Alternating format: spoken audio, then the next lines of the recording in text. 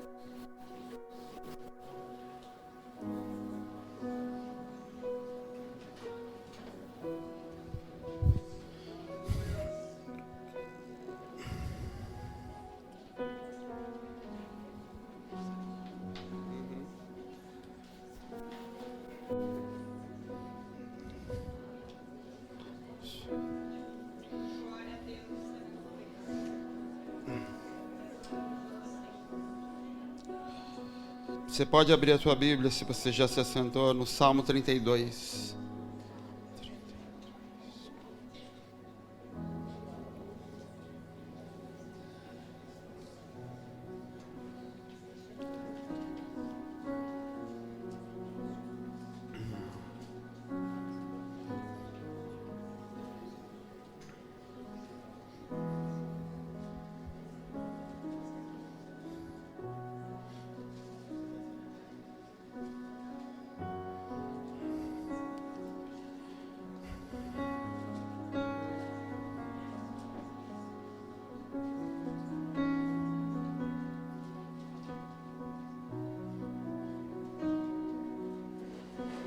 Vamos ler?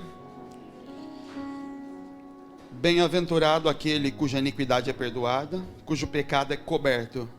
Bem-aventurado o homem a quem o Senhor não atribui iniquidade, e em cujo espírito não há culpa ou dolo.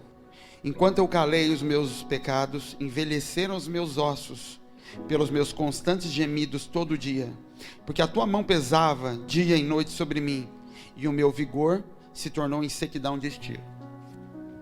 Davi, depois de ser confrontado por Natã, de ter o seu pecado perdoado, de arrumar sua vida com Deus, ele escreve esse salmo. E Davi está narrando o que aconteceu naquele ano na vida dele, entre o pecado e a confissão. Então ele diz, bem-aventurado aquele de quem o Senhor tira a iniquidade, tira o pecado. Ele fala, porque durante todo esse tempo eu continuava no governo, continuava participando dos cultos, mas eu tinha enfermidades, eu tinha dor no corpo, a minha alma era seca. Ele fala de enfermidades físicas, meus ossos doíam, porque eu tinha iniquidade sobre mim. Querido, a única coisa que resolve pecado, que resolve iniquidade, é confissão. Não existe outra coisa. Não adianta a gente falar de quebra de maldição, a gente falar de bom coração, de boa intenção, A única solução para o pecado é confissão, não tem outra. Então Davi fala, enquanto eu me calei, enquanto eu não abri a minha boca, a mão do Senhor pesava sobre mim. A partir do momento que eu abro os meus lábios, as coisas se abrem, e o Senhor pode abrir portas. E eu queria acompanhar na Bíblia, antes da gente entrar falando de pecados geracionais, de consequências de iniquidade geracional especificamente, falar um pouquinho sobre confissão com você. Queria que você avançasse a tua Bíblia para o livro de Jeremias, no capítulo 2.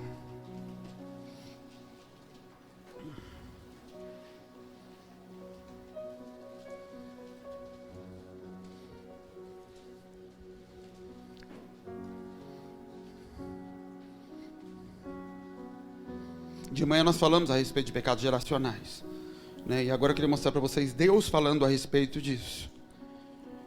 Verso 7.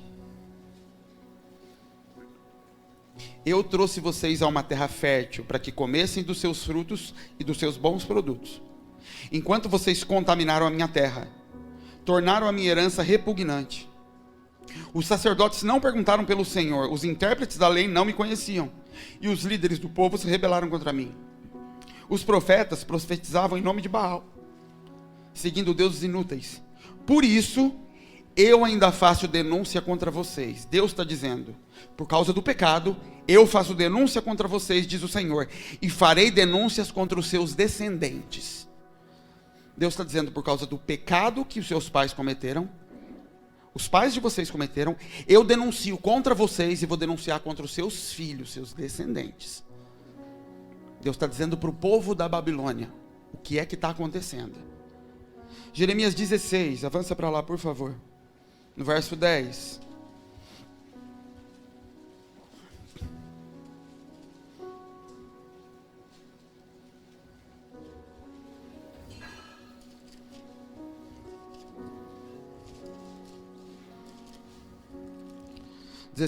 Quando você falar todas essas coisas desse povo e eles perguntarem, por que o Senhor determinou uma desgraça tão terrível contra nós?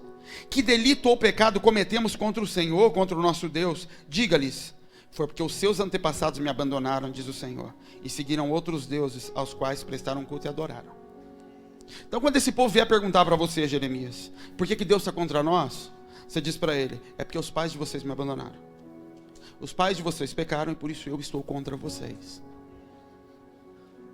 Quando o Senhor faz isso com o povo, Deus já tinha uma palavra de remissão para eles. Eu vou corrigir o coração de vocês, eu vou arrumar as coisas. Mas o motivo pelo que vocês estão sendo presos é pelo que o pai de vocês fez.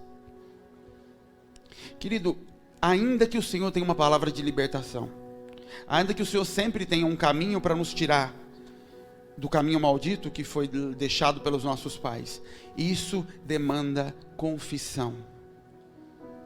E para fechar a Babilônia, para a gente entender como foi que esse povo saiu daquele lugar, vai para Daniel, um pouquinho mais para frente, Daniel capítulo 9.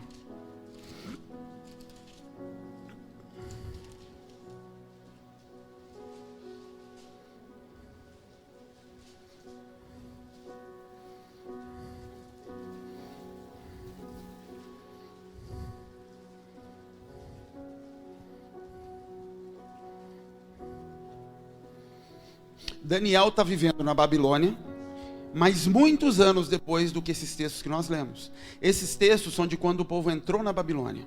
Deus está dizendo, vocês estão vivendo isso por causa do pecado dos pais. No fim dos 70 anos, Daniel está vivendo na mesma Babilônia. No verso 2, diz assim, 9:2. No ano primeiro do seu reinado, eu, Daniel, entendi pelos livros que o número de anos de que falou o Senhor ao profeta Jeremias, que haviam de acabar as assolações de Jerusalém, era de 70 anos. E eu dirigi o meu rosto ao Senhor Deus, para o buscar com oração, rogos e jejum e pano de saco e cinza. Daniel está dizendo o seguinte, eu estava aqui, e aí eu lia Jeremias, ele lia a Bíblia, e quando eu estava lendo Jeremias, eu fiz as contas lá, e vi que deu 70 anos, eu percebi que deram 70 anos, que se cumpriram o tempo. O que Jeremias falou está acontecendo agora. E aí o que eu fiz? Eu me humilhei diante do Senhor. Quem? Daniel. Aquele que não se contaminou, aquele que era santo diante de Deus, ele se pano de saco, ele se humilha diante do Senhor. Versículo 8. Ó Senhor, nós e nossos reis, nossos líderes, nossos antepassados, estamos envergonhados por termos pecado contra ti. Verso 16. Agora, Senhor, conforme todos os teus feitos justos, afasta de Jerusalém, da tua cidade, do teu santo monte, a tua ira e a tua indignação. Os nossos pecados e as iniquidades dos nossos antepassados fizeram de Jerusalém e do teu povo um motivo de zombaria, para que todos os que nos rodeiam. O que Daniel está fazendo? Ele começa a pedir perdão e confessar o pecado dos pais. Ele entende que deu o tempo de sair, mas ele sabe que não vai sair só porque deu o tempo. Ele entende a necessidade de se confessar pecados, de se colocar diante do Senhor. Querido, assim, a gente pode passar o dia, a semana ensinando libertação e não vai mudar uma vírgula, se você individualmente não aplicar isso para o lado de dentro, sondar o teu coração, mapear a tua vida, se identificar com as histórias que o Senhor traz e conseguir identificar as coisas que têm de ser confessadas. Porque do lado de fora, todo tipo de ensino que nós possamos trazer aqui, seminário de mulheres, seminário de dons, tudo isso você consegue trazer e aplicar e manifestar. Libertação não. Você não pratica libertação.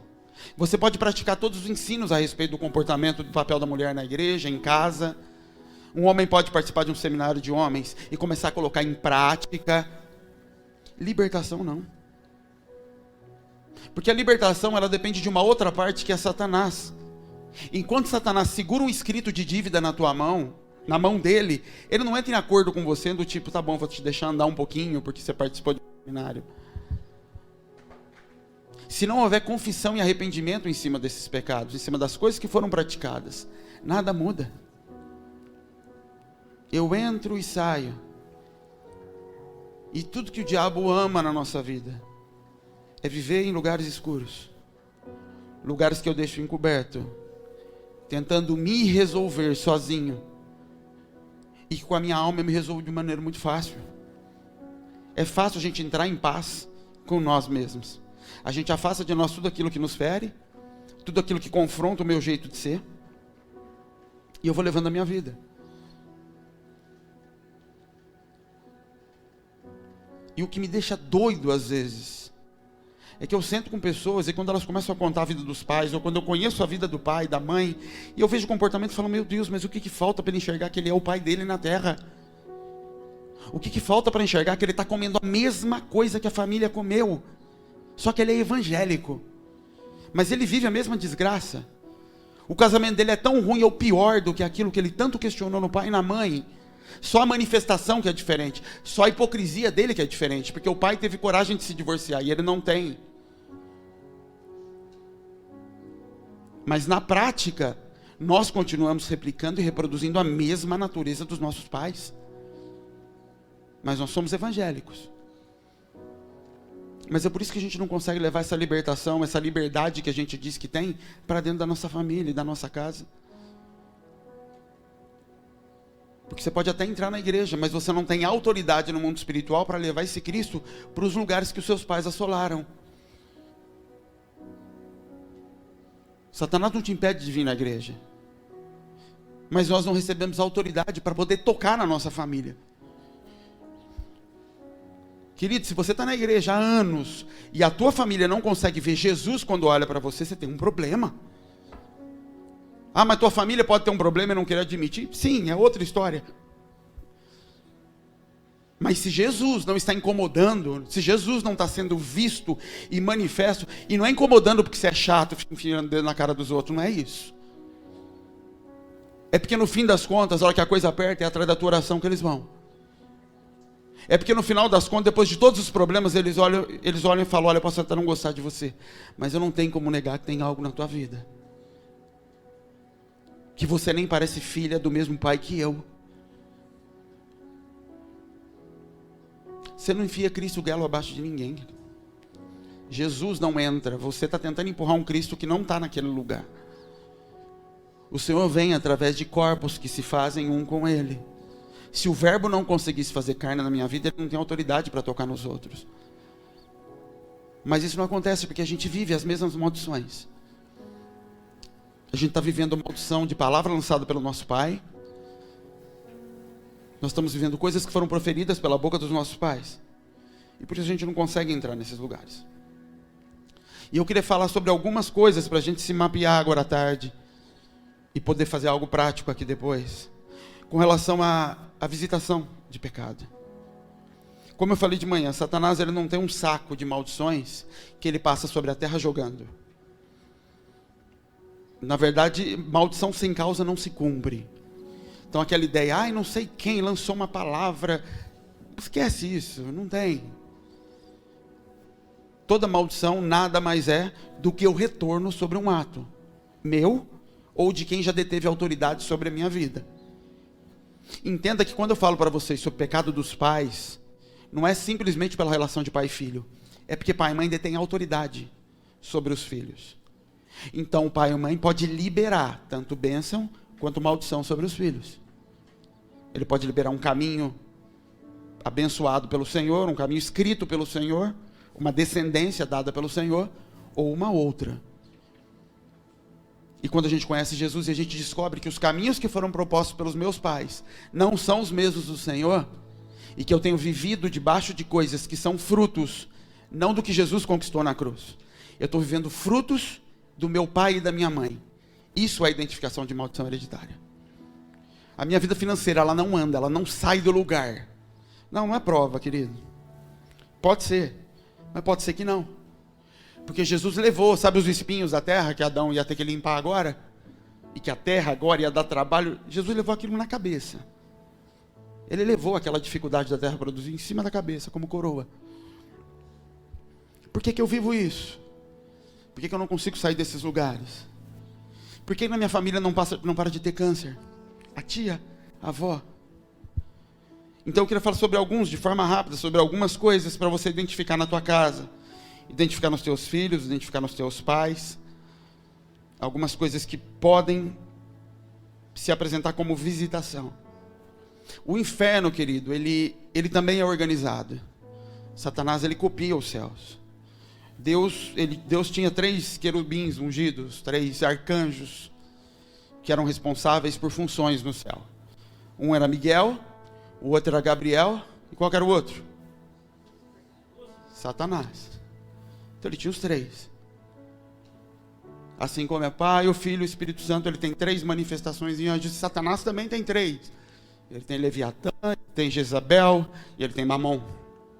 3 manifestações que tentam de alguma forma fazer contraponto àquilo que o Senhor tem para liberar.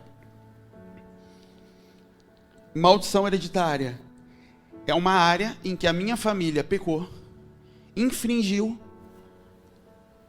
em que a remissão não foi feita, o pagamento sobre esse pecado não foi feito, e Satanás, como eu disse lá atrás, ele não recebe a dívida, ele quer viver dos juros, e ele continua visitando os filhos, dos filhos, dos filhos, e assim como uma dívida, ela é passada de pai para filho.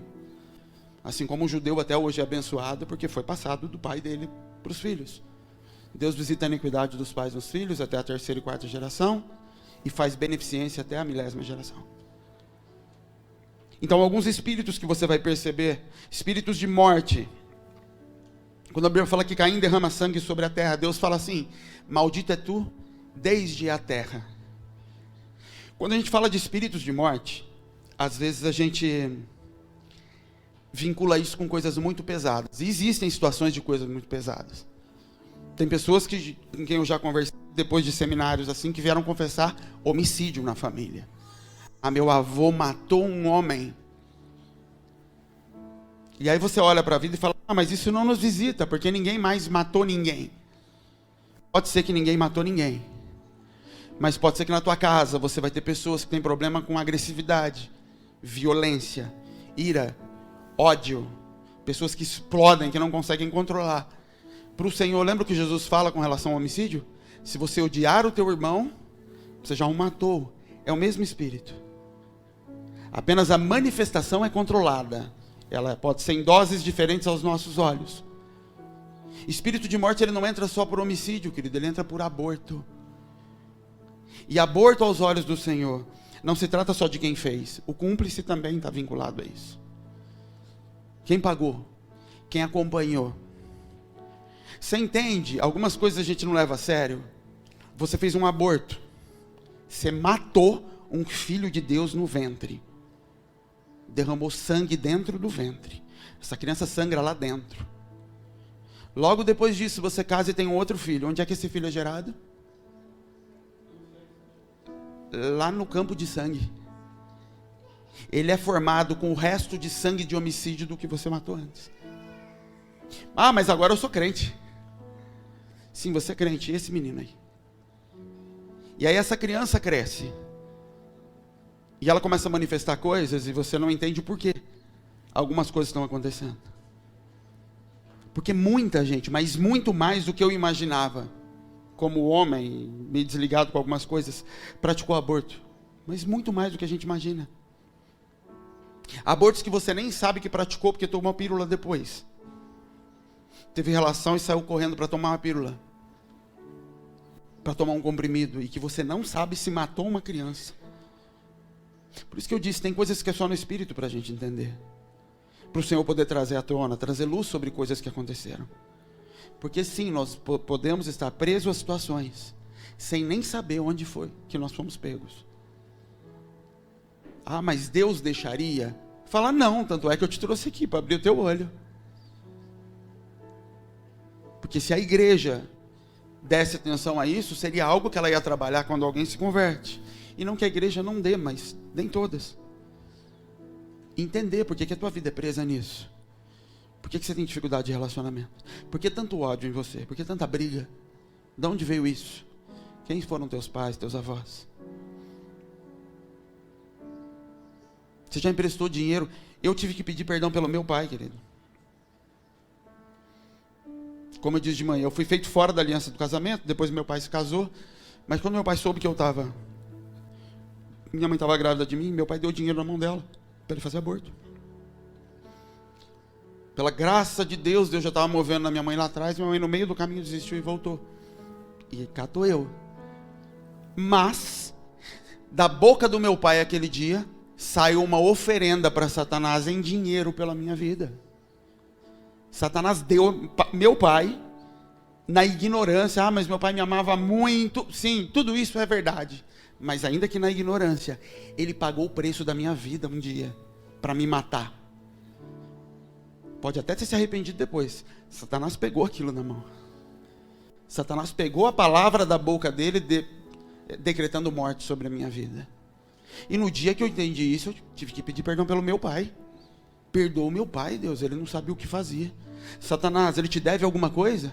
Naquele dia, aquele sacrifício que você tomou na mão, está aqui o sangue de Jesus, pega aqui, está pago. Ele te deve mais alguma coisa sobre a minha vida?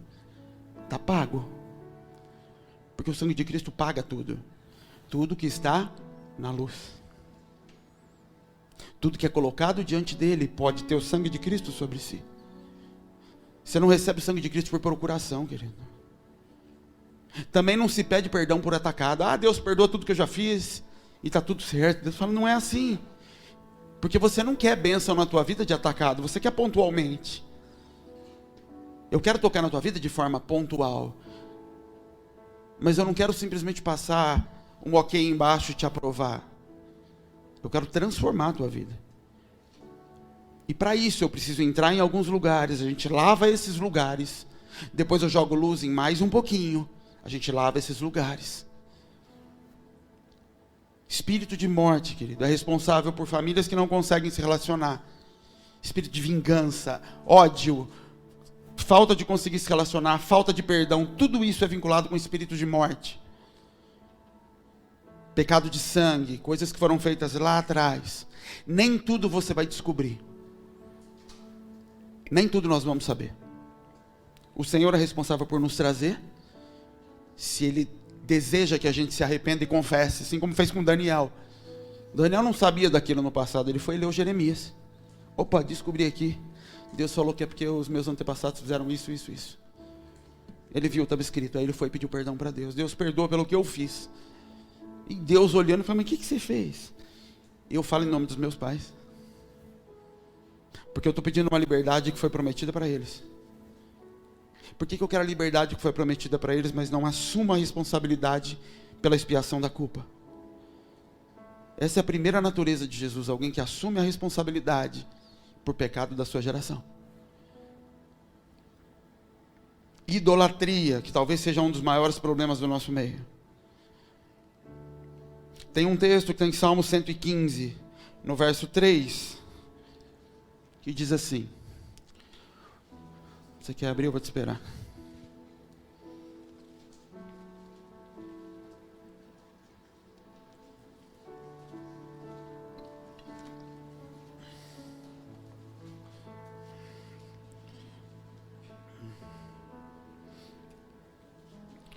O nosso Deus está nos céus e pode fazer tudo o que lhe agrada. Os ídolos deles, de prata e ouro, são feitos por mãos humanas. Têm boca, mas não podem falar. Olhos, mas não podem ver. Têm ouvidos, mas não podem ouvir. Nariz, mas não podem sentir cheiro. Têm mãos, mas nada apalpam. Pés, mas não podem andar. Nem emitem som algum com a boca. Tornem-se como eles aqueles que os fazem, e todos os que neles confiam. O salmista está dizendo assim, nosso Deus está no céu e Ele faz tudo. Os ídolos dos outros são estátuas. Tem boca, mas não fala. Eles têm todos os membros do nosso corpo, mas eles não conseguem ser usados, eles são parados. Eles não são efetivos. Muitas enfermidades que você pode estar carregando, elas são fruto de idolatria. O texto diz assim, tornem-se como eles, aqueles que os adoram. Aqueles que adoram esses ídolos, que têm um ouvido que não ouve, que tem uma garganta que não funciona, que tem pé, mas não consegue andar, se torne como ele. Querido, adoração é se tornar igual à imagem que está diante de mim. Isso é adoração. Me render à imagem. Adorar Jesus não é cantar para Jesus, é me prostrar diante da imagem dele e confessar que a imagem dele é a que eu desejo para mim. Por isso o salmista está dizendo, o meu Deus é esse. O deles é aquele que tem um corpo paralisado. Você vai se tornar como ele. Uma das características de pecado de idolatria geracional, uma delas é enfermidades. Toda enfermidade é fruto de pecado, não necessariamente o seu pecado. Enfermidade ela é em função do nosso corpo caído. E vamos separar doenças de enfermidades. Doenças são resultados do nosso corpo caído. Enfermidade não. Enfermidade é algo geracional, que é passado. A manifestação pode mudar. Mas você vai ver na Bíblia, Deus falando com alguns homens assim, que não falte ninguém com fluxo de sangue na tua família. O que Deus está falando? Em função de um pecado, sempre vai ter na tua família alguém com fluxo de sangue. Que sempre haja um leproso na tua família. O que Deus está dizendo em função do teu pecado, sempre vai ter alguém manifestando lepra. E é como se sobre a tua casa tivesse que não falte um canceroso na tua família. Em cada geração de 70 anos, falo 70 anos no sentido de um ciclo, filhos, pais, avós, em cada geração vai ter sempre alguém com câncer ali no meio. Ah, a tia de Minas está com câncer. Ah, agora a tia daqui de perto. E o vô de não sei quem. Então, quando você começa a ver isso na tua casa e na tua família, esse tipo de comportamento, isso é fruto de idolatria. E que é algo muito natural para nós, em função do país que nós nascemos, da nossa cultura. Outra característica de idolatria, promiscuidade. Idolatria, querida, é prostituição. Para o Senhor, todas as vezes que o povo arrumava um ídolo, Deus chamava isso de prostituição. Vocês estão me traindo. Você é como uma prostituta, ele falava de Israel. Idolatria atrai promiscuidade. Estou na igreja, filho tudo convertido, de repente a menina aparece grávida em casa. Onde essa menina aprendeu isso, gente? Da onde veio isso? Da onde veio essa sensualidade na minha filha? Da onde veio que minha filha tem 7 anos de idade, ela mexe o cabelo, e eu olho, e eu como pai finjo que não estou vendo. Isso aconteceu com você? Você identifica isso? Você olhar para uma criança e perceber numa menina um toque de sensualidade, você fala, de onde está vindo isso? E o problema é que, como pais, o que é que as pessoas fazem? Eles fingem que não estão vendo aquilo, porque não quer acreditar. Deixa, não vai ser não. Um menino de 5 anos de idade, efeminado.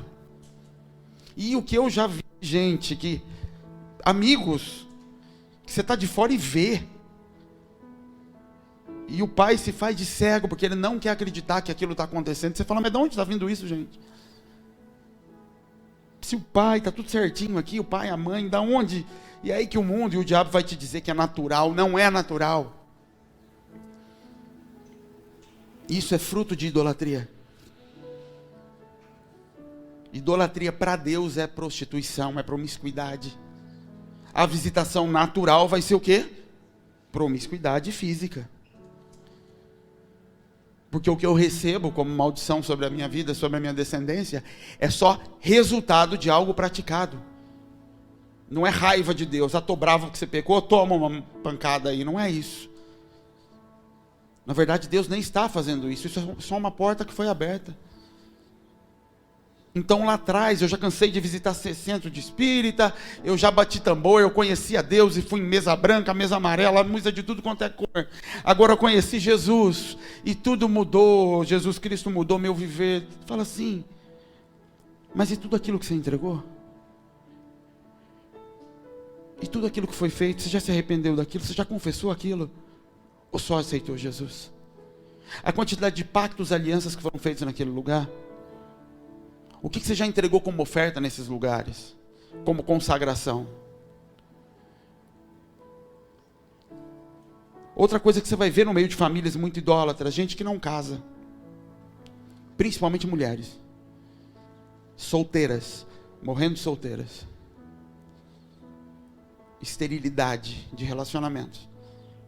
Você conhece algum santo casado? Santo Antônio, São Pedro? Tem algum casado? É tudo solteira. E Maria era casada, mas morreu virgem. Nunca consumou aliança. Ela tinha um amigo, um companheiro que ajudou a cuidar de Jesus. Não era marido também. E idolatria gera isso dentro de famílias. Então você começa a mapear. Eu estou falando isso aqui para você, querido, não é por curiosidade, para alimentar a tua curiosidade, é para você começar a buscar isso na tua casa e na tua família. Para você buscar entender por que algumas coisas estão me visitando. Você fala, meu Deus, a enfermidade que tem sobre a minha vida. Não é coincidência, meu avô, meu tio, meu pai. A minha avó realmente, ela tinha altares no quarto dela para santo. Querido, não tem santo, santo é você, aquilo era demônio. Aquilo que tua avó tinha naquele quarto, quando ela abria aquela portinha, aquilo é um demônio. Aquilo não é um santo. E ela estava lá, pegando teu cabelo e botando lá. E ela tinha autoridade sobre a tua vida. E ela estava te entregando. Funciona, lógico que funciona. Funcionou para Samuel.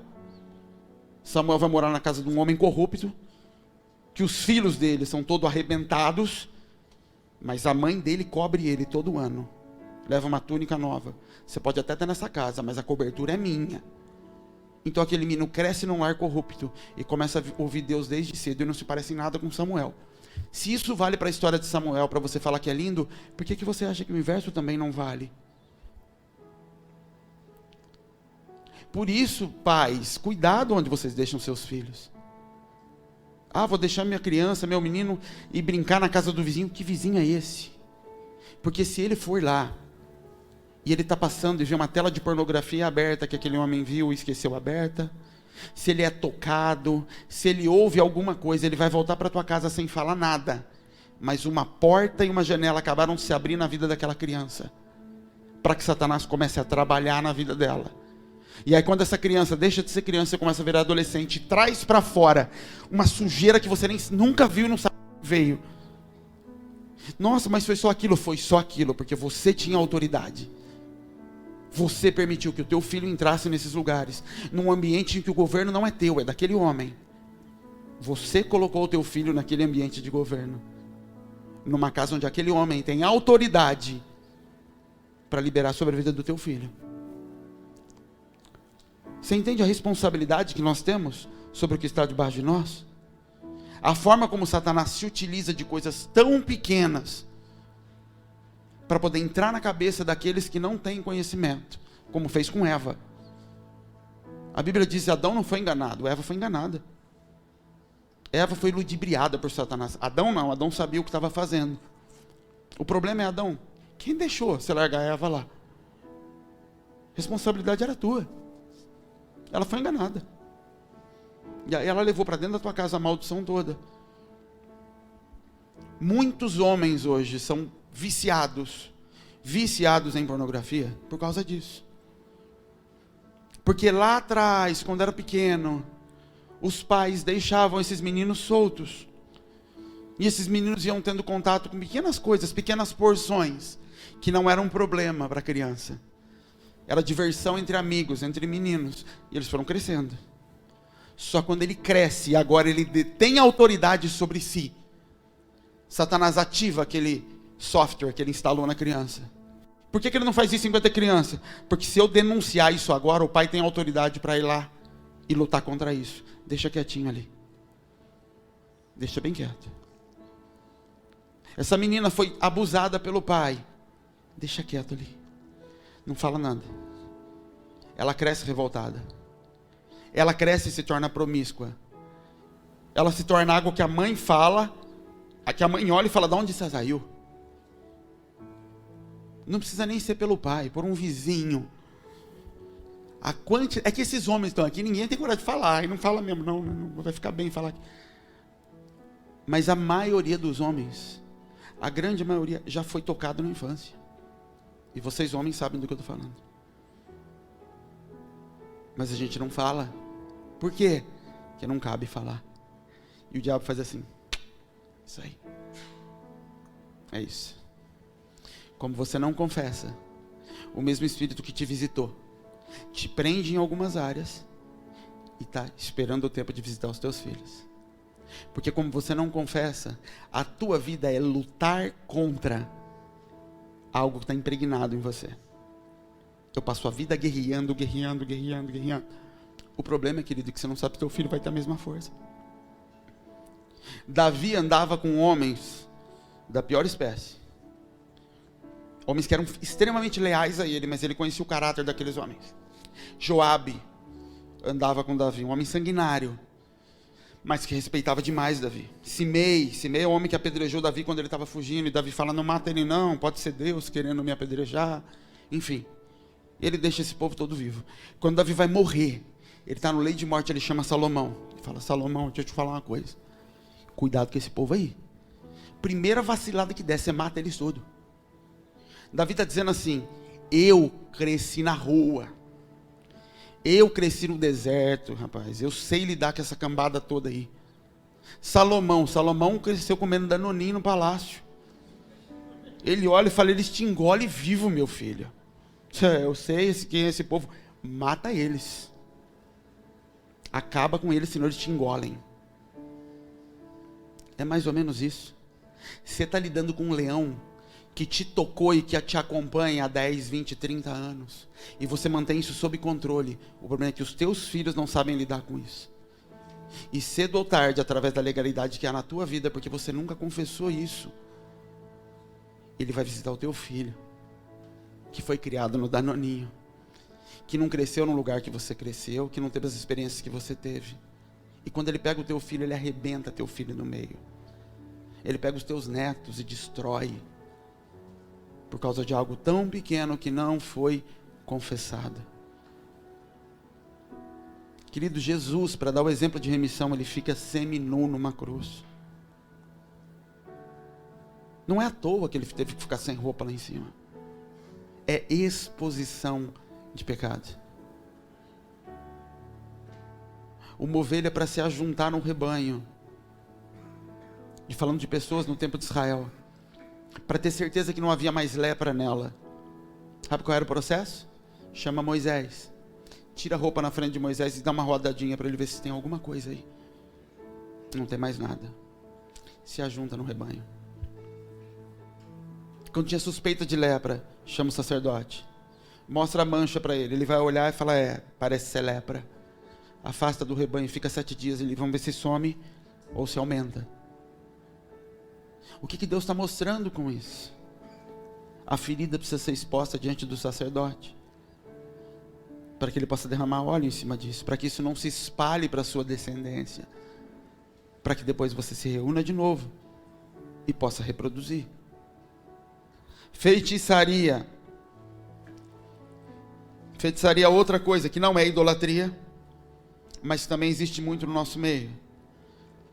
Feitiçaria na Bíblia é rebelião. O que é um feiticeiro? Um feiticeiro é alguém que tenta promover no mundo espiritual uma verdade contrária à verdade de Deus. Eu quero um carro, eu vou buscar no mundo espiritual, não em Deus, mas eu vou tentar mover o mundo espiritual para que ele gere um carro para mim. Simpatias. Eu não sou feiticeiro, mas adorava uma simpatia. É feitiçaria. Toda tentativa de mover o mundo espiritual para conseguir algo é feitiçaria. Desde a menor até ou bater cabeça e qualquer coisa que possa se fazer num terreiro. O que você vai perceber em quem mexe com isso, ou quem já se envolveu com isso? Rebelião. Muita rebelião na família. Muitos filhos rebeldes. Por que eu não sou rebelde? Meus filhos são rebeldes, meus netos são rebeldes. Aí busca se na tua família teve alguém envolvido com isso. Porque eu não sou assim, eu não ensinei meus filhos assim, por que isso visitou eles e eles agora estão sendo desse jeito? Alguém na família se envolveu com isso. Feitiçaria, querida, é a tentativa de tomar o governo. Outras características de feitiçaria: loucura na família. Gente que envelhece e fica louca. Gente que perde a racionalidade. Porque a feitiçaria ela é consagração da cabeça. Não é isso? Meu santo de cabeça. Santo nada, meu demônio de cabeça. Você entrega a cabeça. Por isso que existe tanto velho com problema na cabeça, começa a ficar louco. Sabe, quando fica idoso e ninguém mais quer ficar com ele, ninguém consegue ficar, ninguém consegue cuidar, a pessoa se torna insuportável para os outros e começa a ficar isolada. Pode buscar no histórico familiar que você vai encontrar feitiçaria. Deus não tem isso para um idoso, para um ancião. Isso não vem do Senhor.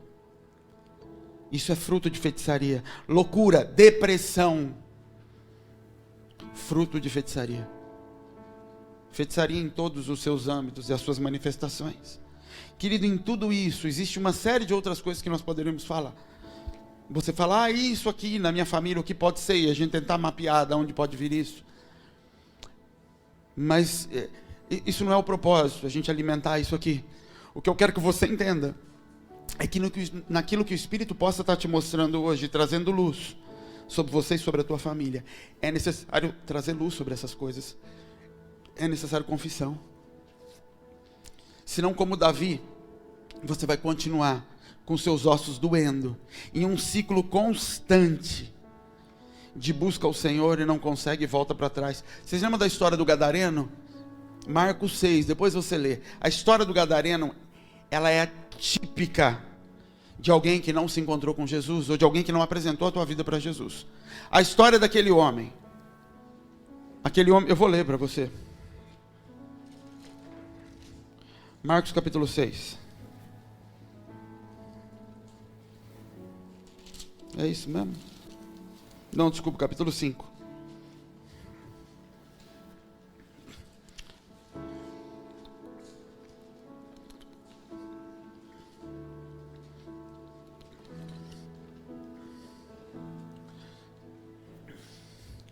E chegaram a outra margem do mar, a província dos Gadarenos.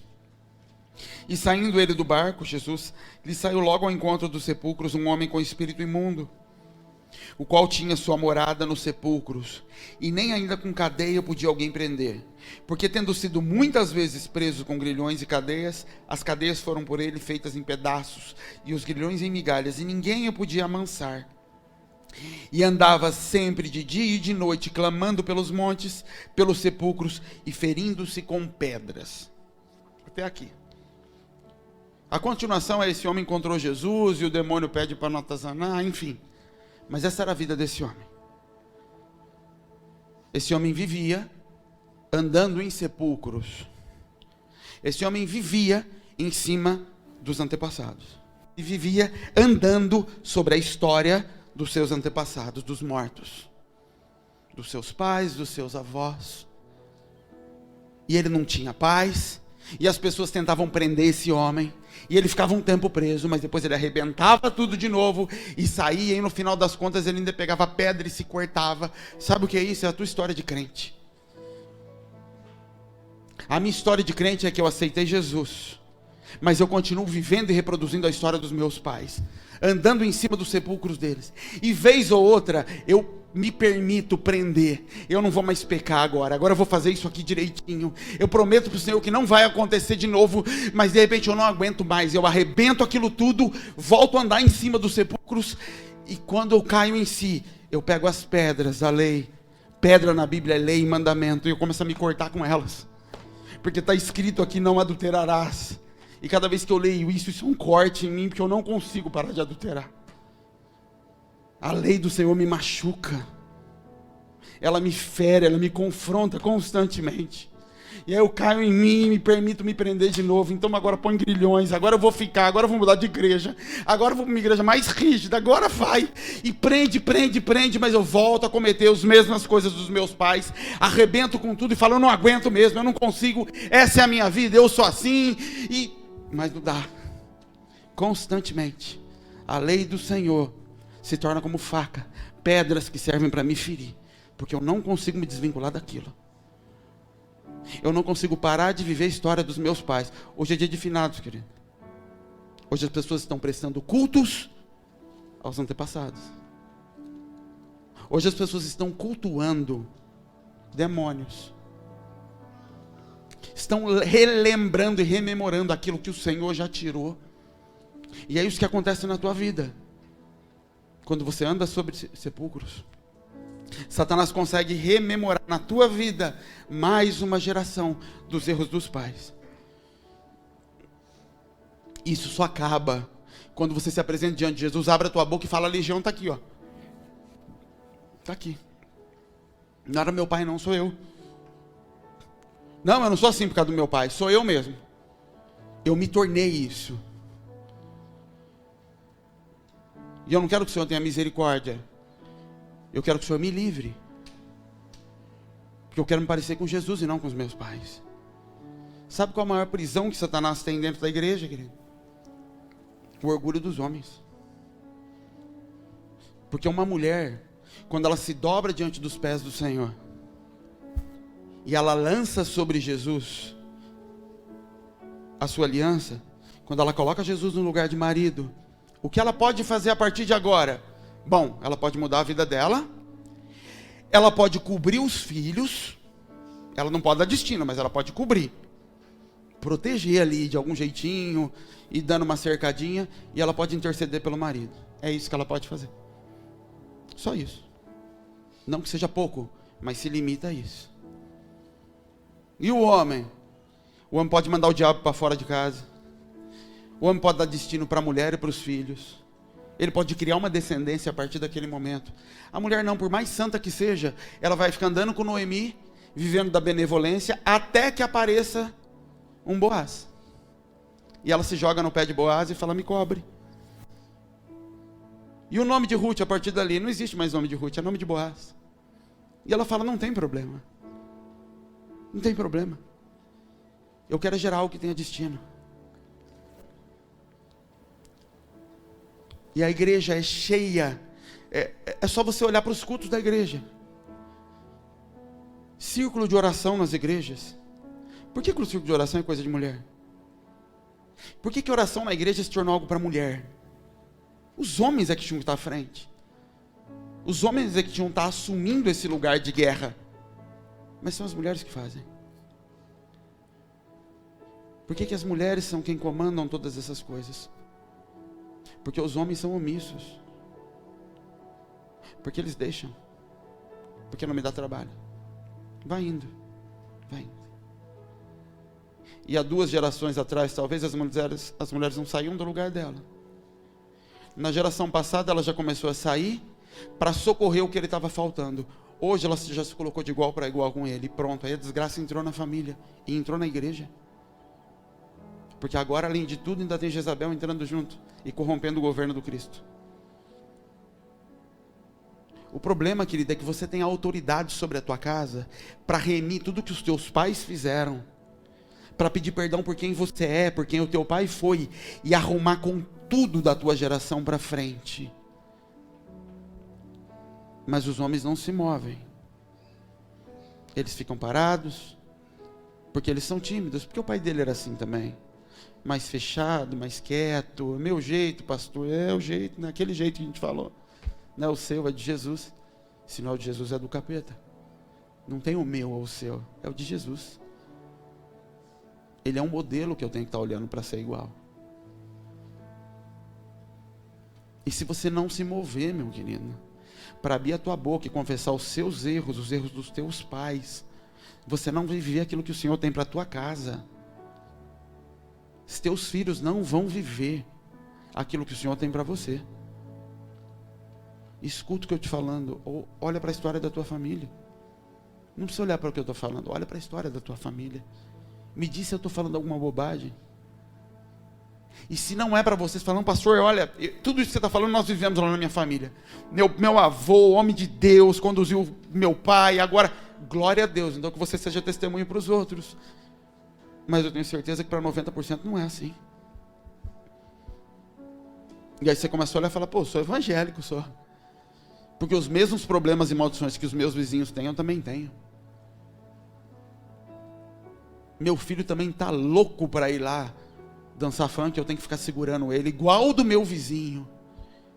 Minha filha está doida para usar as mesmas roupas que a amiga da escola. Querido, eu não sou perfeito, eu tenho um monte de falhas, várias. Mas algo que desde de muito tempo, desde alguns anos, eu entendi no Senhor é com relação à minha descendência. É com relação às minhas filhas, a minha responsabilidade. A minha mais velha, eu olho e falo, essa menina é de outro mundo, ela não tem vontade de nada que é errado. Ela não tem vontade das roupas que as meninas usam. Ela vê menina de roupa curta, ela fala, nossa pai, o que é aquilo? As músicas que tocam, ela fala, nossa, credo, que música. Da onde veio isso? Da onde veio isso, meu Deus? Eu cresci tudo arrebentado. Eu falo, veio de você parar, barrar e apresentar um modelo correto para ela. Veio de você deixar estourar nas tuas costas todos os erros que aconteceram para trás na tua família, pagar o preço de todos eles, se colocar em lugar de pagar o preço por todos eles e apresentar um caminho sarado para ela. Você não, a tua mulher. Tua mulher não dá descendência para filho, é você, meu querido. Agora, muitos dos pais aqui não têm nem liberdade e intimidade para colocar um filho homem no colo, para encher os filhos de beijo. Por quê? Porque você não teve isso. Quantos homens não tiveram isso do pai? Eu tenho poucas memórias do meu pai, pouquíssimas, mas eu tenho algumas muito fortes. Uma delas é beijo. Muita memória de beijo, de colo e de beijo, beijo, pescoço. Eu encho as minhas filhas de beijo o tempo todo. Ela, os filhos dos outros aqui, eu ponho no colo, eu encho de beijo, e eles me veem, eles vêm e falam que isso é pai. Eles precisam ter isso, porque o meu pai não teve isso do pai dele. Meu pai, não sei se um dia teve um beijo do meu avô. Homem duro, frio, rígido, seco. E eu falo, não, eu tenho que arrumar isso. E se você não consegue, a primeira coisa é você reconhecer que isso está errado. Senhor, já se tornou iniquidade em mim o que foi pecado do meu pai. Foi pecado dele e agora se tornou comportamento em mim, isso tem que sair. Me dá um outro modelo de pai, Deus. Me dá um outro homem para eu olhar e falar, eu preciso ser desse jeito aí. Me dá um homem para me colocar no colo para eu conseguir colocar os filhos no colo. Mas você, homem, precisa sair do teu lugar e assumir esse lugar. Porque seminário de mulheres, você faz nesse lugar, você assovia, elas estão se jogando no chão. Mulher se joga, se entrega, às vezes tem que ter que controlar. Homem, meu Deus, eu falo, o que você está esperando, meu filho? Os modelos que eu tenho na Bíblia que mais me apaixonam são homens que não tinham nada a ver e nem um vínculo com outros, não. O negócio deles era com Deus. É José, é Davi. Eu estou me lixando porque você está falando, filha. Eu vou dançar diante de Deus. E aquela mulher que está olhando para Davi achando que ele está exagerando, ela se torna estéril. Você não vai gerar, minha filha. Porque esse é o homem que eu escolhi. O homem que é menino. Ele tem mente de rei, mas tem coração de menino. Ele senta no colo do pai como um menino, mas na hora que ele sai da presença do pai, ele assume o lugar de governo. Fala, agora é comigo. Agora eu vou dar direção para essas coisas. Agora eu vou botar ordem nessa casa. Agora eu vou dizer não para essa mulher que insiste em querer subir nas minhas costas e dar ordem nessa casa. Quieta, minha filha. Volta para o teu lugar. E ela fala, mas você vai ficar no teu? Eu vou ficar no meu. Porque a maioria dos homens adora quando você fala de autoridade. Fala, meu filho, por que você não assume? Você quer que eu quer trazer tua mulher aqui, aí você fala para os homens, vai ter seminário de mulher, agora vai ser bom. Você vai dar pancada nela, vai aprender a obedecer. Obedecer quem? Você é um banana. Você não assume teu lugar. Você não se coloca no lugar e quer que ela assuma. Se ela sair desse lugar, quem é que vai entrar? Porque você não entra. Mundo espiritual é um mundo de autoridade, querido. Não tem que fazer mandinga para o diabo ir embora. O diabo respeita o dono da casa. Quem é o dono da tua casa? É você? É o teu pai? É o teu avô? Quem é que vai pagar essa conta da tua família? Quem é que vai pagar essa enfermidade que visita a tua casa constantemente? Quem é que vai pagar esse espírito de pombagira que não sai da tua família? De prostituição, que as mulheres na tua família podem não estar cobrando, mas estão se relacionando constantemente com homens, dos mais variados. Quem é que vai pagar essa conta? Eu estou perguntando. Quem vai pagar? Jesus já fez a parte dele. Quem é que vai confessar isso tudo para Deus e falar, seu sangue está aqui? Isso acabou na minha família. E eu vou vigiar para cortar toda e qualquer raiz que possa brotar e continuar tentando visitar a minha casa. Mas eu estou aqui, Deus, para assumir isso aqui. A história com a minha família, eu estou aqui. Porque Deus olha para Israel, vê Israel perdido, mas ele fala, quem eu vou enviar? Preciso de alguém para mandar. Eu não vou descer e fazer. E aí aparece um Isaías, não, pode me mandar, eu vou lá. Então tá bom. Mas antes de você ir, meu filho, você está em pecado, viu? Deixa eu tocar na tua boca. Aí Isaías confessa. Eu sou um homem puro de lábios impuros. Ah, confessou que é na boca. O anjo vai lá e toca na boca. Se Isaías falasse, eu sou um homem manco, com a perna torta, o anjo ia tocar na perna. Ele toca naquilo que é confessado. Ele só toca naquilo que eu trago para fora, ele não invade. E só depois disso, agora que a boca foi arrumada, você está disposto a ir, sua boca está purificada, agora eu posso te enviar. Agora vai e profetiza. Teu ofício ministerial não é validação do Senhor, é um propósito que Ele está te revelando. Ele olha para um lixo e fala, vou te fazer rei. Não é para amanhã de manhã se acordar e falar, Deus me ama, eu sou rei. Não, você continua sendo o mesmo lixo. Ele fala, eu estou te dizendo no que eu vou te transformar, se você permitir. Ele fala para a prostituta, você vai morar com o meu povo. Rabi, vou mesmo, vai, mas você vai ter que deixar de ser prostituta. Eu não estou aprovando que você é prostituta. Maria Madalena, o senhor me ama, veio aqui eu me matar. Ele falou, é verdade, mas não faz mais isso. Não adianta só você estar diante de mim e confessar, não faça mais. Aquele que confessa o seu pecado e deixa, alcança a misericórdia. Não é aquele que deixa só. Confessa e deixa. Você pode ter deixado, mas não confessou. Então não tem misericórdia. Você pode ter confessado e não ter deixado. A misericórdia também não alcança. Não sou eu que estou dizendo. É a Bíblia. Ou você pode fechar e juntar aquela caixinha de promessas linda e maravilhosa, que só tem uns versículos bonitinhos. Eu vou fazer uma caixinha de lapada, só com os versículos, e fala, dá de presente, fala, para sua casa, tira um por dia desse aqui, ó. Que esses bonitinhos todo mundo quer.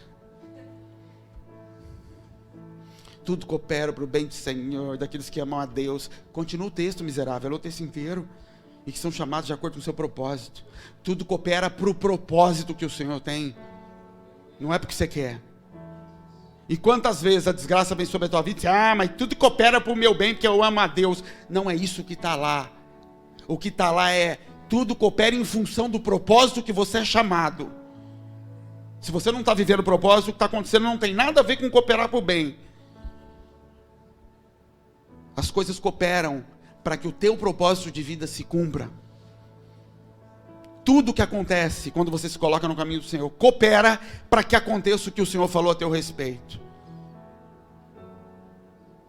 José é jogado naquele buraco. José coopera para o propósito. Aguenta aí. Agora eu vou para o Egito, vou longe da minha família. Coopera para o propósito. Aguenta aí. Tudo coopera para o propósito. Para o bem daqueles que amam a Deus e são chamados se acontecer o propósito. Coopera para o propósito. Você está vivendo o propósito? Tem que deixar de ser evangélico, querido, e virar filho de Deus. Tem que se converter. Falar, eu não quero mais ser evangélico. Eu não quero mais essas regras, essas leis da doutrina. Eu não quero mais ficar vivendo disso, não.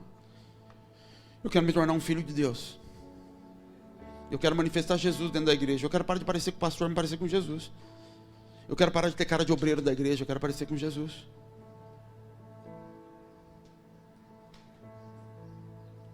Eu queria que a gente tivesse um tempo de oração, querida.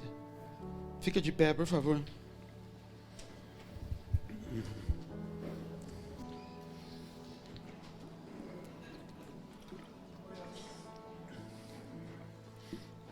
Primeiro eu quero falar com você, homem. Se não pelos teus pais, se for muito difícil para você, e eu estou sendo irônico, tá? Pelo menos as suas portas você precisa fechar. Querido, você abre o computador na tua casa, o celular na tua casa para ver pornografia. E depois o teu filho pega esse celular para brincar. Meu Deus, você entende o que você acabou de fazer? Você tem noção do que você acabou de fazer? Você acabou de dar autoridade para Satanás tocar na sexualidade dos teus filhos. Você fez isso. Não, você fez isso nesse minuto. Então, quando o teu filho cair na homossexualidade, quando a tua filha perder a virgindade muito cedo, você vai olhar e falar, que desgraça! E Deus vai falar, uma desgraça mesmo. Você é uma desgraça. Porque o problema não é o pecado. Deus não tem problema com pecado, Ele tem problema com hipocrisia. Jesus nunca apontou o dedo para alguém falando pecador. Ele falava hipócritas, hipócritas. Tá difícil, meu filho, procura o teu pastor e vai chorar com ele. Eu não consigo mais essa desgraça, Senhor, de pornografia. Pastor, eu estou arrebentando meu celular, me ajuda, pastor, eu não consigo. O negócio está agarrado em mim, é o meu avô, eu sei lá quem na minha família. Eu fui tocado, pastor, quando eu era criança. Eu vi uma revista pornográfica quando eu tinha 8 anos de idade, pastor. E agora isso não sai da minha cabeça.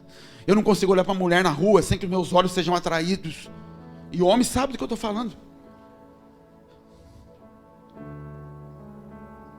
Mas isso precisa ser confessado. Você vai morrer corroído por dentro, comido de dentro para fora, sem conseguir vencer essas coisas, se não houver confissão. Pastor, lá atrás, quando eu era adolescente, eu era jovem, eu tirei a virgindade de uma moça e larguei ela. De 2, de 3, eu sei lá de quantas. Eu tive relações sexuais erradas. Eu invadi, eu quebrei, eu desonrei a casa daquele homem que me recebia na casa dele como namorado da filha dele. E lá dentro eu tirei a virgindade dela. Se eu conto essa história para você como o profeta contou para Natan, você fala assim, desgraçado, mata esse homem. O pai confiou nele, ele entrou lá e quebrou a aliança da filha. Pois é, quantos homens fizeram isso? Quantos aqui fizeram isso? Mas a gente olha e fala, aceitei Jesus, tá tudo limpo. E aquele pai com aquela filha, e aquela filha que não tem nada a ver com ela mais, ela tem que conhecer Jesus também, para viver a mesma desgraça que eu vivo. Porque eu conheci Jesus e minha vida também continua presa. Você, homem, precisa voltar nesses lugares no Senhor. E se você hoje tomou consciência da sujeira que você praticava, você precisa se arrepender daquilo. Você precisa confessar e pedir perdão para o Senhor por algumas coisas que aconteceram. Eu não estou dizendo que você tem que fazer uma regressão na tua vida, fazer uma lista de todos os seus pecados. Eu não estou falando isso. Eu estou dizendo que tem lugares pontuais na tua vida e no teu passado, de coisas que você fez, que os teus pais, que o teu pai pode ter feito, o teu avô, coisas que o Senhor pode trazer para você, que precisam ser remidas, que você precisa fazer como Daniel. Pai, meus pais e eu pecamos contra o Senhor, E hoje isso não sai da nossa vida. E se o sangue de Cristo veio sobre mim, essa área da minha vida era para estar arrumada. E por que ela não entra no eixo? Quer dizer que o sangue de Cristo não veio sobre essa área então. E se não veio é porque tem algum pecado. Então não tem que fazer regressão de vida, eu tenho que analisar o que está acontecendo ao meu redor. É fácil, olha para a tua vida ao redor e fala, onde é que eu tenho problema? Eu não consigo me colocar na minha casa. Se não é a minha mulher arrastar, eu não consigo. Se não é minha mulher, eu não consigo dar uma direção para minha casa. Tem que toda hora falar para ela, o que você acha, amor? O que você acha? Da onde veio isso, meu filho? Se Deus te fez homem, e eu não estou falando de homem no sexo, Ele te fez homem no espírito, e Ele te deu governo e direção. Da onde veio essa incapacidade de dar direção para tua casa? Isso vem do teu pai, isso vem do teu avô, dos modelos que você recebeu. E da onde veio isso, minha filha? Que você foi feita pelo Senhor, da costela dele, e que você veio para ser acolhida por ele, mas hoje você só falta querer sentar no lugar dele e vestir a roupa dele. Que seu marido não pode falar A, que você quer falar A mais A, B, C, e você sempre tem que fazer um porém, um parênteses no que ele fala. Da onde vem em você eu não conseguir seguir o teu marido? Onde foi que você viu isso? Onde foi que você perdeu a confiança nos homens? Aonde foi para você que caminho dado por um homem não é caminho seguro? Onde foi que você viu isso? Aonde foi que o ombro e o braço de um homem não é o lugar que você mais deseja estar? E seguir o caminho que ele dá. Aonde? Porque no céu não foi. Quando o Senhor te soprou, Ele te soprou desejando o abraço de um homem, desejando a cobertura dele, desejando a direção. Em algum momento no caminho, algo tocou na tua carne, na tua alma, e gerou essa insegurança, essa necessidade de dar direção para as coisas. E o Senhor fala, te amo, minha filha, mas eu não posso. O que você tenta produzir é seco. É seco, não tem vida. A barriga até cresce, mas quando sai é vento. A promessa não se cumpre porque ela precisa da semente de um homem. E a semente do homem só vem quando você se deita e deixa ele te cobrir. Se você não se deitar e deixar ele vir sobre você e lançar a semente dele em você, não é você quem decide quando vai engravidar. Não é você quem decide. Querido, o homem é capaz de estuprar uma mulher, a mulher não estupra um homem. Você entende isso no natural? Você não consegue, minha filha, pegar um homem se ele não quiser e arrancar a semente dele. Não arranca. Se ele não quiser, não vem. E ele coloca em você a semente dele, mesmo sem você querer. E o nome disso é estupro. Ele consegue, a hora que ele quer, lançar a semente sobre você. Você consegue tirar a semente dele se ele não quiser?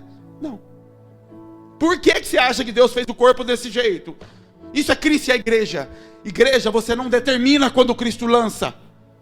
Ele determina. O marido é quem determina quando eu vou lançar a minha semente. Você não. Por isso é seco. Porque você está tentando arrancar e produzir. E você pode até ter momentos de prazer com isso, mas não gera nada. Onde é que isso foi tocado? E que aquela mulher soprada do céu desapareceu no meio do caminho.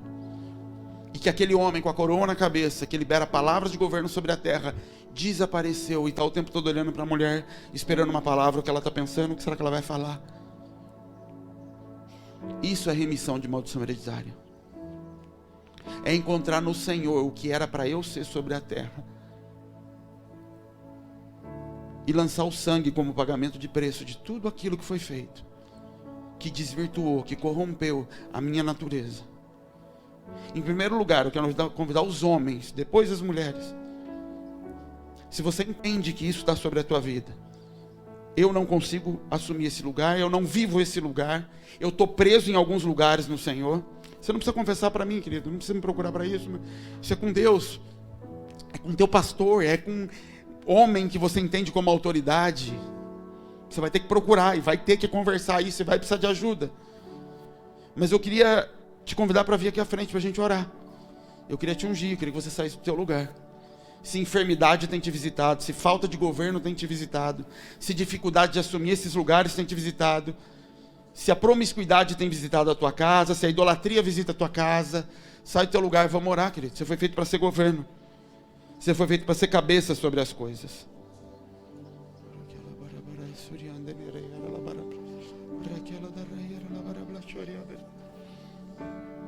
Os homens da igreja, venham aqui, me ajudem a orar com eles.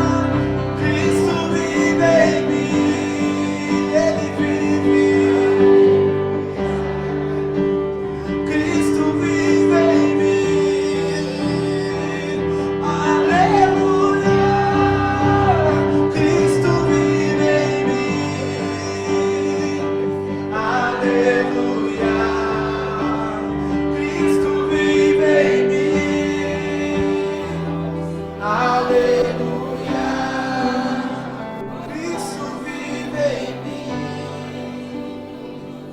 Aleluia, Cristo vive em mim. Aleluia.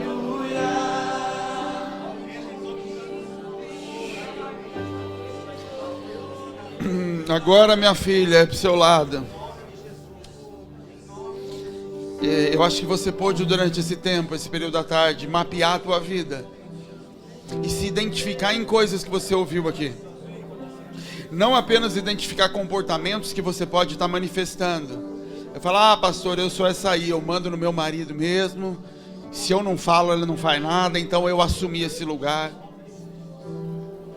Mas você também tem que buscar mapear, e talvez você tenha se identificado com comportamentos lá de trás, os quais você nunca parou para pensar que fez e que ficou para trás. Ninguém me falou nada, Deus não falou nada, então tá tudo certo. E não quer dizer que não possa estar tudo certo. Não quer dizer que não possa já ter sido perdoado, que em algum momento você pediu perdão e nem lembra, você confessou diante do Senhor, houve um arrependimento em algum momento. Na verdade, essa busca para trás não é ficar buscando pecado, não é para você fazer isso. É para você olhar para a tua vida hoje e identificar comportamentos de hoje dos quais você não consegue se livrar. Coisas que te perseguem constantemente. E com base nisso você falar, peraí, isso não é Cristo vivendo em mim. Do mesmo jeito que o Espírito Santo me move a algumas coisas, eu estou sendo movido a coisas que não é o Espírito Santo. Então tem algum outro espírito aqui me movendo.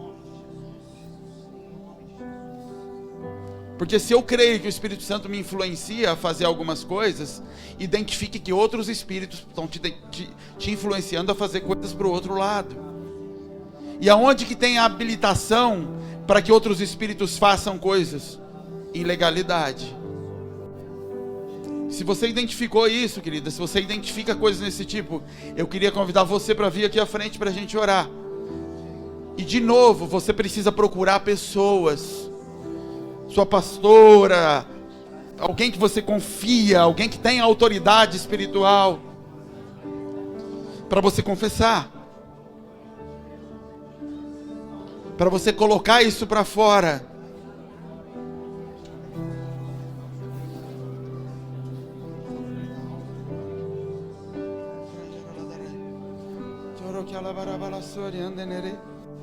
Vai, minha filha, não se esconde não.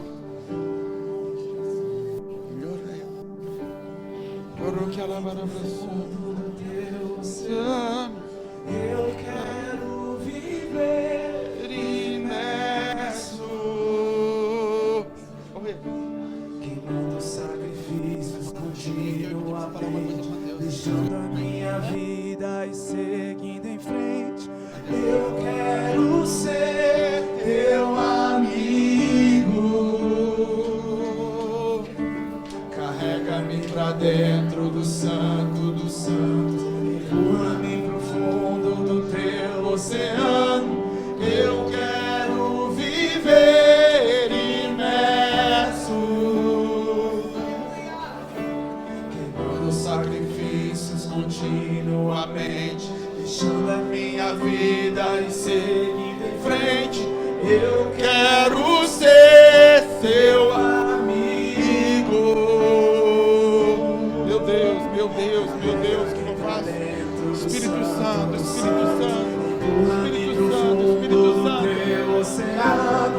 Eu quero viver imerso, queimando sacrifícios continuamente, deixando a minha vida e seguindo em frente. Eu quero ser teu amigo. Carrega-me pra dentro do santo, do santo, vai nela pro fundo do teu oceano. Vai. Eu quero viver imerso,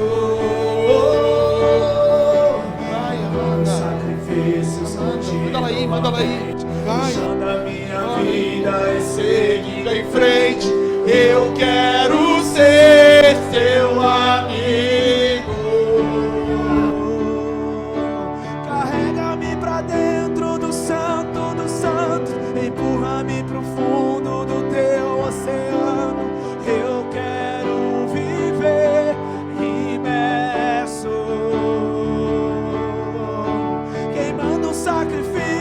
continuamente, deixando a minha vida em seguida em frente. Eu quero ser teu amigo. Carrega-me pra dentro do santo dos santos, empurra-me pro fundo do teu oceano. Eu quero viver imerso, queimando sacrifícios continuamente, deixando a minha vida em seguida em frente. Eu quero ser teu amigo. Carrega-me pra dentro do santo dos santos, empurra-me pro fundo do teu oceano. Eu quero viver imerso, queimando sacrifícios continuamente, deixando a minha vida em seguida em frente. Eu quero ser teu amigo.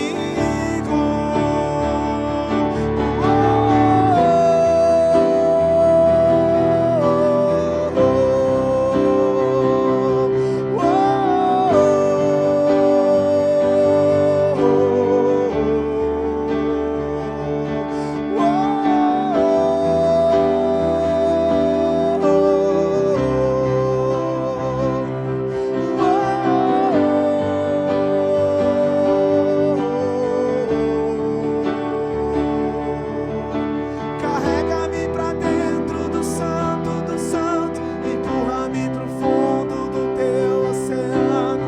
Eu quero viver imerso, queimando sacrifícios continuamente, deixando a minha vida em seguida em frente.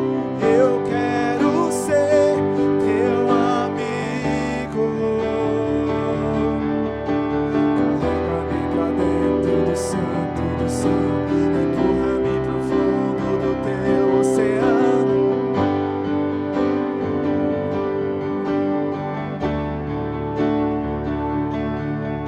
Queimando sacrifícios continuamente. Eu quero ser teu amigo.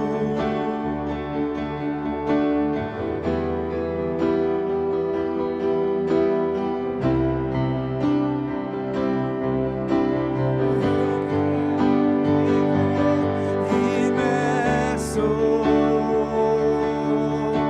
queimando sacrifícios continuamente, deixando a minha vida em seguida em frente.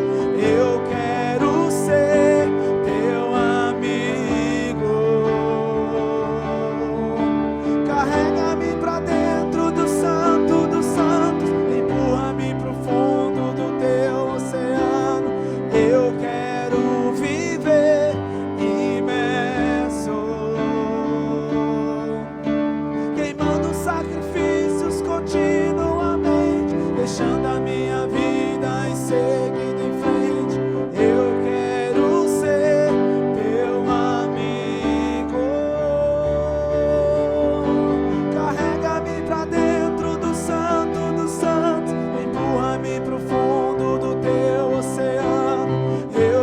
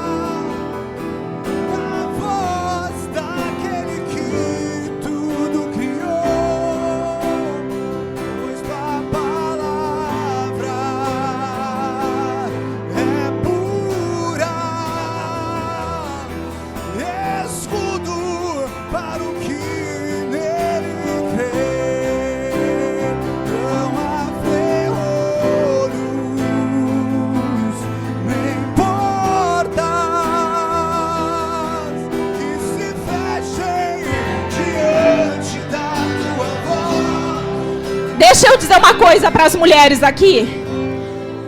Se tem alguma mulher aqui que tem problema de engravidar e que tem um decreto sobre a vida de que não vai gerar filhos, eu queria que viesse aqui na frente para a gente orar com você. Amém?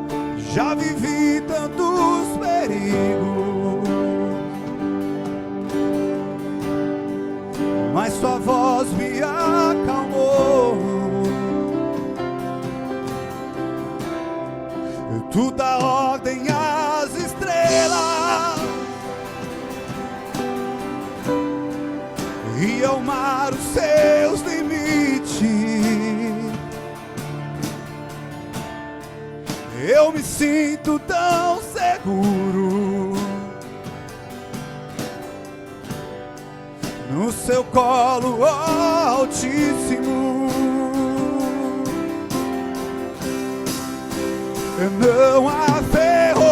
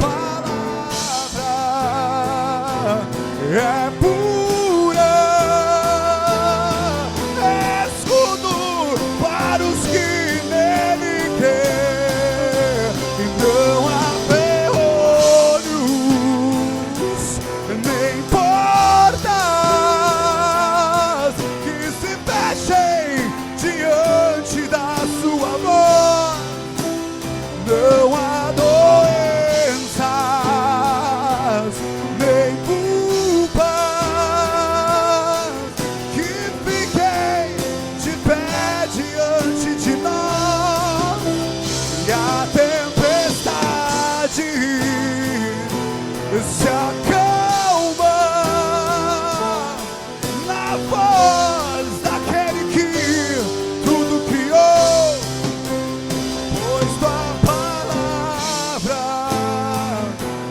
é pura, escudo para o que nele crê. Escudo para os que nele crê.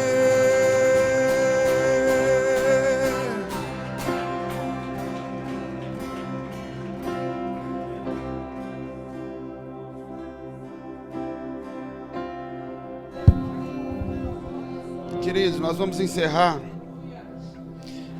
O objetivo disso não é gerar ninguém místico aqui. Não é pra você sair daqui caçando demônio, igual pegar Pokémon na rua, não é isso não. Isso é abrir o seu entendimento que o que você está vivendo pode não ser em função de um tempo de Deus que nunca chega. Na maioria dos casos não é isso. Na maioria dos casos tem coisas que não saem do lugar e que patinam. Pecados que você não consegue vencer, lutas que se manifestam dentro da tua casa, você não sabe de onde vem. Isso tem raiz em pecado. A gente podia falar de uma série de coisas aqui que abrem porta. Tatuagem é aliança, tem derramamento de sangue. E tem propósito todas as vezes que você faz. Então tem uma série de coisas que abrem portas. Um monte, mas o objetivo disso não é ficar botando coisa na tua cabeça para você começar a caçar demônio no que eu fiz, será que é isso? Não é isso. É só para você não se conformar com uma vida medíocre, achando que precisa fazer uma campanha para Deus liberar alguma coisa sobre a tua vida. Não é isso. O que o Senhor tem para a tua vida, a Bíblia diz que o caminho do justo é como luz da aurora, que vai clareando até virar dia perfeito. Se não virou dia perfeito ainda, ou se a luz não vem crescendo ao longo do tempo, alguma coisa tem. Porque a natureza do sol vai se mover. A natureza do sol é iluminar a terra, mas na medida em que a terra se move. A terra é quem gira ao redor do sol e por isso manifesta todo o brilho do sol. Se o sol não está chegando em todas as áreas da sua vida, o problema não é do sol, é da terra. A terra é que parou em algum ponto e o avanço não continua. Procure pessoas, procure teu pastor. Se você, meu pastor, não consigo confiar nele, então o que você está fazendo lá, meu filho? Procura outra igreja então. Mas você precisa de gente para andar perto, você precisa de gente para se confessar. Sozinho você vai morrer. Quando Jesus fala, se tiverem 2 e 3 ali eu estarei, ele não está falando que ele não conversa com quem está sozinho. Ele está falando que igreja para ele é corpo, igreja não é pessoa. Pessoa é filho. E reino é para o corpo. Você precisa de gente, que ele sozinho você vai morrer. Você precisa de gente que você confie para se abrir, para ser corrigido. Você precisa abrir sua intimidade para alguém, para te circuncidar, para te corrigir, para enfiar o dedo na tua cara. Principalmente você homem, que é mais difícil. Amém, queridos? Se precisarem de ajuda, a gente está aqui. Tem um monte de gente aí que ajuda vocês. Vamos orar? Pai, nós te agradecemos por esse dia, Senhor, pela tua graça, pela tua misericórdia. Que o Senhor complete a obra, Espírito Santo, que o Senhor começou na vida dos teus filhos. Que para onde eles vão voltar, para a casa que eles vão voltar, para a igreja, para o trabalho, que ali o Senhor promova, Senhor, todo o suporte e sustento que eles precisam, Deus. Em nome do Senhor Jesus, Pai, dá continuidade na obra em cada um deles, Pai. Que a luz que foi acesa continue acesa, Pai amado. Que eles abasteçam com óleo, Pai, a luz que o Senhor acendeu na vida de cada um deles no dia de hoje. Em nome de Jesus, Pai, nós te agradecemos. Amém, queridos? Que Deus abençoe. A gente espera ter recebido bem vocês, que vocês tenham gostado de tudo. Amém? Deus abençoe, queridos.